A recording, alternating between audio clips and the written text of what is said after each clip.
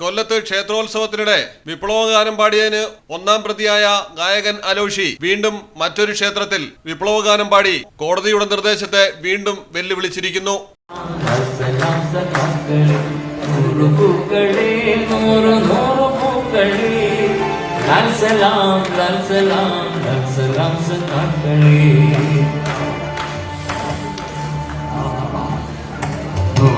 ഇതിഹാസ മധുര സമര രംഗഭൂമിയിൽ ഇന്നുയർന്ന പൂക്കളെ നൂതനാശയങ്ങളെ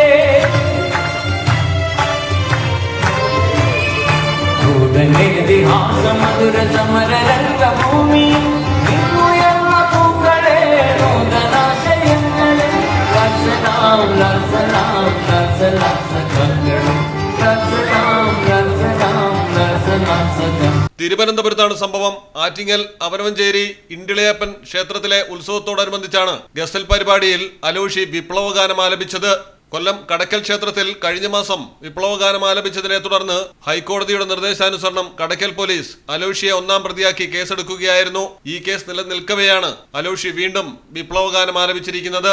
എന്നാൽ ക്ഷേത്രത്തിൽ ഗസൽ പ്രോഗ്രാം നടക്കുമ്പോൾ വിപ്ലവഗാനം ആലപിക്കാൻ സാധ്യതയുണ്ടെന്ന് കാണിച്ച് കോൺഗ്രസ് പോലീസിൽ പരാതി നൽകിയിരുന്നു.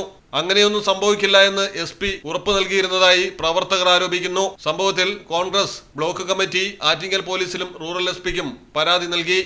Malayalam television, Thiruvananthapuram.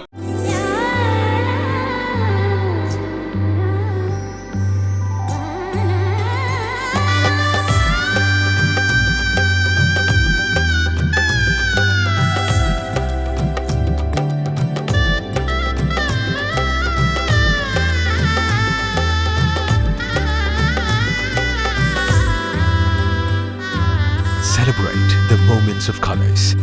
KMT Silks, Perinthalmanna, Kottakkal.